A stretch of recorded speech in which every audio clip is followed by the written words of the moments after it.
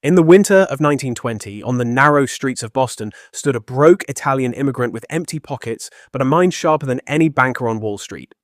His name was Charles Ponzi, a name that within months would become synonymous with betrayal itself. He had no fortune, no family wealth, no formal education in finance. What he possessed instead was a rare gift, the ability to make people believe in the impossible. He had drifted through America for over a decade, working odd jobs, serving prison time for forgery, always chasing a dream just out of reach. No one watching this quiet, well-dressed man could have imagined that within a single year, he would convince tens of thousands of ordinary Americans to hand over their life savings, and that his name would become the permanent label for one of the oldest tricks in the world. This was the story of a man who almost became a legend, and instead became a warning that every generation since has had to relearn the hard way.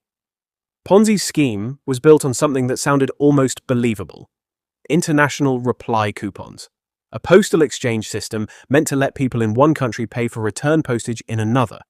He claimed he could buy these coupons cheaply in Europe and redeem them at a much higher value in the United States, exploiting the currency difference after World War I.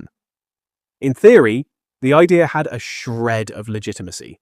In practice, the scale he promised was mathematically impossible. But Ponzi didn't sell coupons. He sold certainty. He promised investors a 50% return in just 45 days, an unheard-of figure that should have triggered alarm bells in anyone's mind. Instead, it triggered excitement.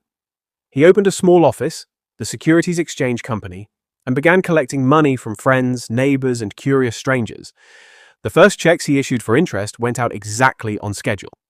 That single act of apparent honesty became the spark that would soon set all of Boston on fire with greed and hope.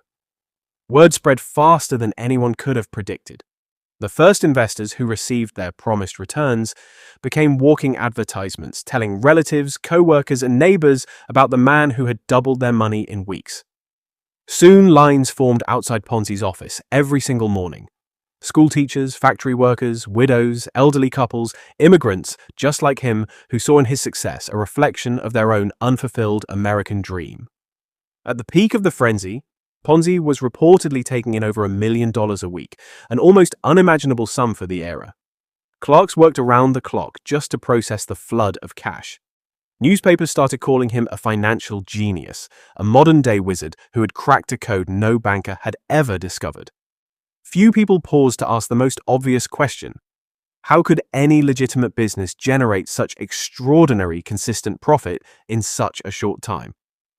The truth was that nobody wanted to ask because the answer might have ended the dream too soon.